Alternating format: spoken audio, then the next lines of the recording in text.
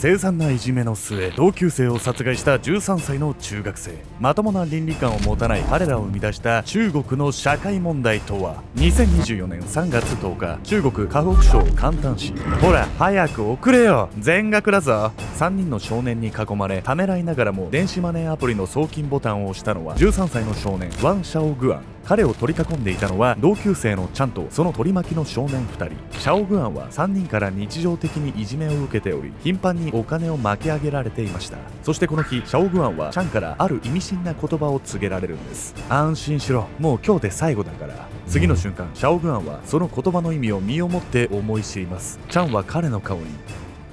勢いよくシャベルを振り下ろしたんです。同級生のいじめを繰り返し、最後には殺害した13歳の少年たち。彼らの犯行を助長させた社会的背景とは。無法者に育ってしまった少年たちは国の成長の犠牲によって生まれてしまったんです。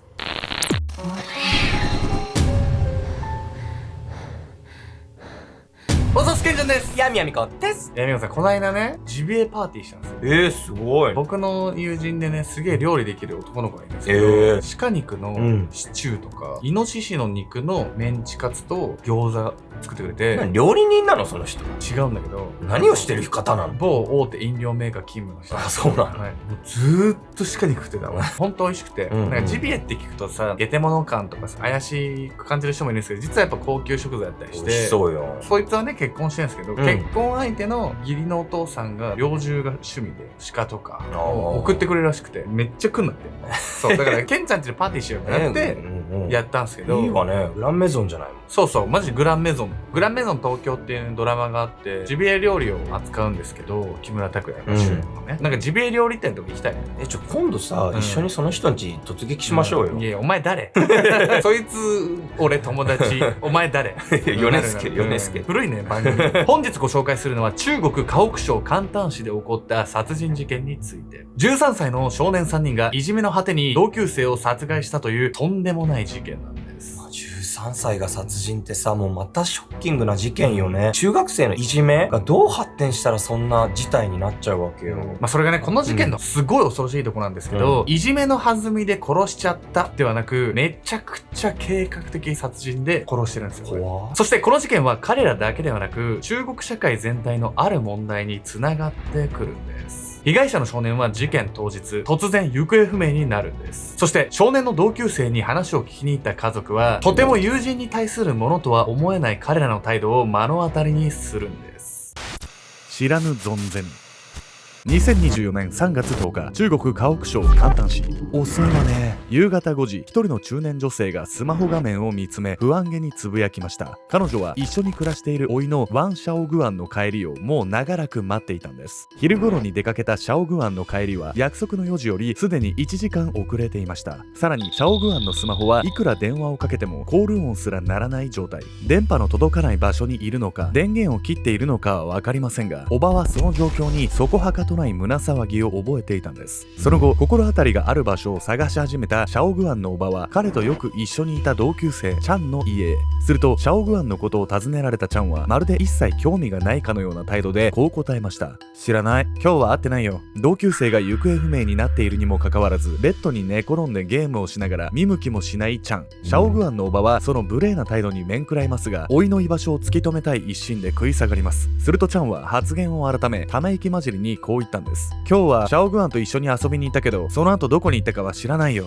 結局チャンから手がかりは得られず、その後も家族総出で捜索が行われますが、シャオグアンが見つかることはありませんでした。こうして夜10時を迎え、家族は警察に行方不明届を出すんです。このチャンって子さ、一緒に遊んでた子が行方不明って言われてるのにもかかわらず、全然慌ててないし、なんか変じゃない？警察が捜査を進めると、案の定事件当日チャンが不審な行動をとっていたことがわかるんです。警察が捜査を開始すると、シャオグアンの当日の行動はすぐに明らかに。近隣の防犯カメラが行方不明になる直前の彼の姿を捉えていたんです。その日の午後3時、電動バイクの後部座席に乗せられ、同級生のチャンにシャオグアンはどこかへ連れ出されていました。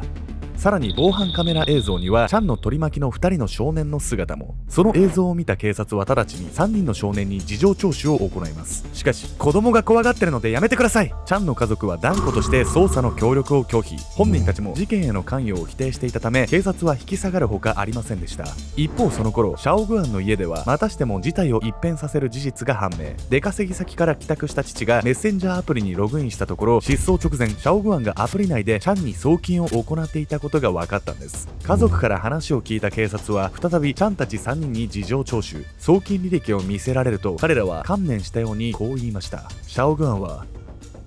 近所のビニールハウスの中に埋めたよ。やっぱりこいつらが殺してたんじゃな、しかも隠蔽工作までしてってさ、13歳の子たちでしょ、ちょっと末恐ろしすぎるわよ、なぜまだ幼い彼らがこれほど凶悪な考えを持つに至ったのか、事件前のシャオグアンと彼らの様子から探っていきましょう。取り残された子供たち。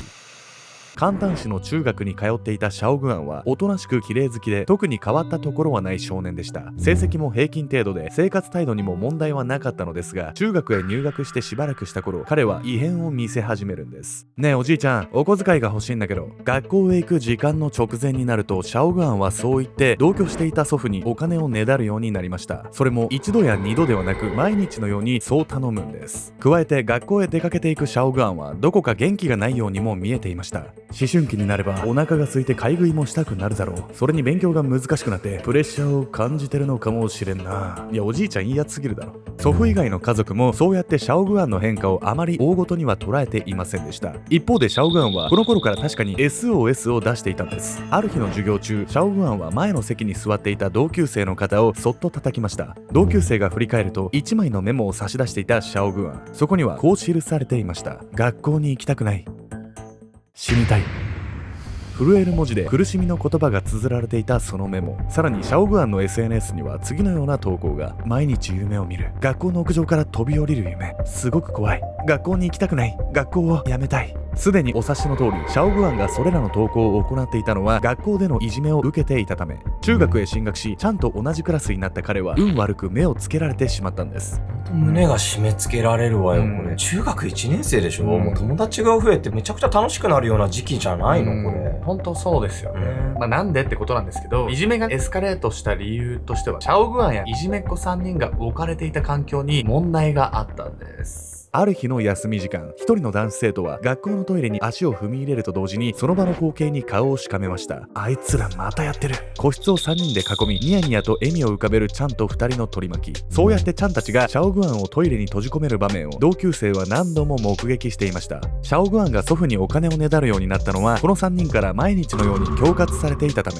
実は家族もうすうすシャオグアンの様子がおかしいことには気がついていましたが、肝心の彼は何も言いませんでした。このことにはシャオグアンの両親が早くに離婚しており、父親が出稼ぎで忙しいことも関係していると考えられます。祖父母や叔母と暮らしていたシャオグアンは、問題を大ごとにして父親を出稼ぎ先から帰らせるような手間をかけさせたくないと感じていたようなんです。そうやってシャオグアンが何も言えないでいるうちに、いじめはみるみるエスカレート。そしてチャンたち3人に歯止めが効かなくなったことにもまた理由がありました。彼らはシャオグアンと同じように、親が出稼ぎで家を空けているいわゆる留守児童。そう、現在中国で深刻化している留守児童の問題がいじめを悪化させたんです。留守児童？いや、親が出稼ぎに行ってるって話でなんとなく意味はつかめた気はするんだけど、どういう風に問題になってるのそれは。親が家を空けがちな中国の留守児童は、精神的な成長面においていろいろ問題を抱えやすいとされてるんです。というわけで本日のメトラキーワード、留守児童について。留守児童とは中国では一般的な言葉で、両親が都市部に出稼ぎに行き農村部に取り残される子供たちのこと。中国では農業従業者には農村戸籍、それ以外には都市戸籍が与えられており、農村戸籍の人は都市部では行政サービスを受けられません。これは農民の都市流入を防ぐための仕組みで、そのために出稼ぎに行く親は祖父母などに子供を預けていきます。ひどい場合は子供たちだけで生活させている家庭もあるほど。留守児童は両親不在による愛情不足や保護者による監督の不行き届きから他人のものを盗む、嘘をつくなどの問題行動を起こしやすくなるとされているんです。そしてシャオグアンがそうだったように、いじめを受けても親に知られないことから問題が深刻化するケースも多いんです。問農民は都市部の戸籍もらえないっていう、そんな決まりがあるのね。中国ってさ、都市部と農村部で貧富の差が激しいなんて聞くけど、そりゃあね、みんな都市部に行きたがるわよね。でも国としても、それで食料自給率とか農業が成り立たなくなるっていうのは困るものね。ほんとそうなんですけど、実際問題、倫理観のおかしな子供がいっぱいいるっていう状況で、中国政府としても何とかしなきゃっていう状況なんですよ。そしてまともに育たなかった3人の子供は、シャオグアンをいじめるだけでは飽き足らなくなってしまったんです。人でなし。事件前日の3月9日、ちゃんたちは町外れの使われなくなったビニールハウスの中で何やら作業をしていました。こんなもんでいいだろう。革手袋をはめた手で満足げに額の汗を拭うちゃん。3人が囲んでいるのは子供が1人入れるほどの小さな穴。彼らはその場に手袋を投げ捨て、その日は帰宅しました。そして翌日、ちゃんはシャオグアンを呼び出し、電動バイクの後ろに乗せると彼にこう言ったんです。トンネルを店に連れてってやるよ。たどり着いた先でちゃんたち3人はシャオグアンに殴る蹴るの暴行を加えるんです。完全に打ちのめされ、その場にへたり込むシャオグアン。ここで取り巻き2人に彼を任せたチャンは一度自宅へ戻ります。そして再びその場へ現れたチャンの手には巨大なスコップが握られていました。もはや満身創痍のシャオグアンに3人はさらに暴行を加えていた。そしてひとしきりシャオグアンをいたぶると、チャンは彼のポケットからスマホを抜き取りこう言った。ほら金よこせよ、全額だ。乱暴にスマホを投げつけられたシャオグアンは震える手で言われるままにアプリを開く。そして残高と同じ金額を入力し、送金ボタンを押した。おじいちゃんごめん。祖父からもらった大事なお金を奪われたシャオグアンの目には情けなさから涙がにじんでいた。悔しそうに顔を歪ませるシャオグアンを前に、チャンは薄ら笑いを浮かべ、彼の肩にそっと手を置くとこう言った。泣くなって、今日で終わりだから。今日で終わり。シャオグアンは突然告げられたその言葉の意味をよく理解できずにいた。そしてチャンは持っていたスコップで思い切りシャオグアンの顔を殴りつけた。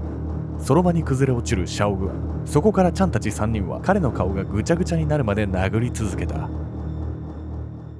スコップを使い原型をとどめないほどに顔を殴打されたシャオグアンはもはや虫の息。そこからチャンたち3人は前日作業していたビニールハウスまで彼を運び、あらかじめ掘っていた穴をさらに深く掘り進めました。殺される。シャオグアンは朦朧とする意識の中でも確かにその光景を見ていたはず。チャンたち3人はそんなシャオグアンの恐怖などを気にする様子もなく、50センチほど土を掘ったところで彼の体をその穴に投げ込みました。なすすべもなく土に埋もれていくシャオグアンの視界。彼はまだ生きた状態でその穴に埋められ、そして土の中でひっそりと息を引き取ったんです。チャンたち3人はその後シャオグアンのスマホを沼地に捨てて帰宅。彼の行方不明が騒動になる中でも翌日には何食わぬ顔で学校へ通っていました。信じられない。この子たちはこの年でさ、人が死ぬことに対して何の感情も起きてこなかったのかしら。親からの愛情不足が子供に与える影響っていうのがそれほど深刻なのかもしれないですよね。2024年4月8日、中国の最高人民検察院はチャンたち3人の容疑者の起訴を決定。彼らは14歳未満だったために不起訴になる可能性もありましたが、犯行内容があまりに残虐かつ事態が深刻と捉えられた結果、刑事責任を負うことになったんです。中国の法律でその年の少年に死刑が求刑されることはありませんが、最高で無期懲役もあり得るとされています。事件が報道されると SNS 上で何万件もの怒りや悲しみのコメントが寄せられ、多くの人が3人に成人同様の厳罰を望みました。同時に事件の当事者がいずれも留守児童だったことから、都市部と農村部の社会格差の是正が中国全体で急務であると再認識されることに。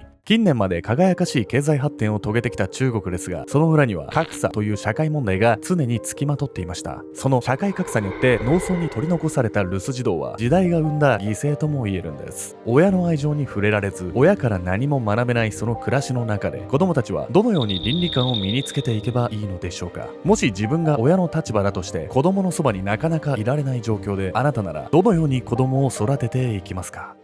おざっす。というわけでね、皆さん、そろそろ何ですか？そうですね。クリスマスですね。というわけで、ここでね、皆さんに重大発表があるんです。はい。現在ね、オンラインサロンでしか見られない限定動画を目当てに、もうかなりたくさんの人がね、秘密結社アルゴメトリに入会してくれてるんですけれども、やっぱりこう、お金がかかるっていうところで、無料期間ないのっていうね、リクエストも多数いただいてるんで、今回ね、クリスマスキャンペーンとして用意させていただきました。なんと今入れば、こちらの限定動画が無料で1週間見放題です。豊田商事会長刺殺事件、村井秀夫刺殺事件、北九州監禁連続殺人事件、和歌山毒物カレー事件、長崎男児誘拐殺人事件、バッキー事件、井の頭公園バラバラ殺人事件、プチエンジェル事件。やっぱりね、事件のラインナップとしてはね、非常に物騒ではあるんで、ちょっとやっぱ YouTube ではやれないなっていうところでね、サロン限定してる動画ね、この他にもたくさんあります。サロンも開設してからね、半年以上も経ってるんで、限定動画の数もね、かなり増えてますと。なので逆に今から見る方っていうのは、最初からいる方には申し訳ないんですけど、ちょっとね、お得にたくさんの動画見れたりするんで、今のうちにね、ぜひね、無料期間のうちにね、見ていただき、もしね、それで事件をね、より知っていきたいって方はね、継続して入会していただければと思いますし、あとは普通のファンクラブと違ってね、この動画含めてサロンの収益っていうところで、いろいろ寄付させていただいてます。実績としてはね、能登半島だったりとか、あとは熊本のね、地震だったりっていうところで、ただ単に事件を上げるだけじゃなくて、それが間接的にも直接的にもね、貢献できればと思っておりますので、そういったところにも共感していただける方はね、ぜひね、秘密結社アルゴメトリーにね、ご参加いただければと思います。その他にもね、僕とかヤミコさんとのね、ワンオンワンで1対1でね、皆さんとお話しする機会も作ってますし、あとは東京だったりね、いろんな都市でね、オフ会っていうのもね、開催しておりますので、実際にね、僕とかヤミコさんとお会いしたいなとか、1対1で喋りたいなとか、いろんなお話聞いてみたいなっていう方はね、サロンにね、ぜひ入っていただければと思います。